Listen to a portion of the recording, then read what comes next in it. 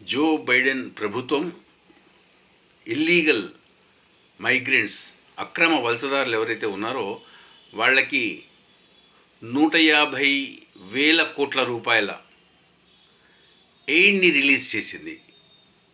దీంతో వాళ్ళు అక్కడ కావాలంటే ఇళ్ళు కొనుక్కోవచ్చు, దాంట్లో భద్రంగా నివసించవచ్చు.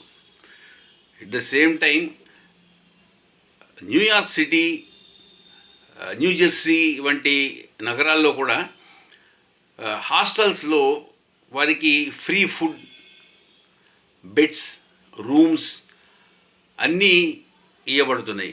ఎంతవరకు అంటే పిల్లలకి మార్చే డైపర్స్ కూడా వాళ్ళకి ఫ్రీగా ఇస్తున్నారు. ఇది ఇట్లా ఉంటే ట్రంప్ తన ప్రకటన తను చేయాల్సిన ప్రకటన తను చేశాడు. నేను హిందూస్కి, ఇండియాకి అభిమానిని అని.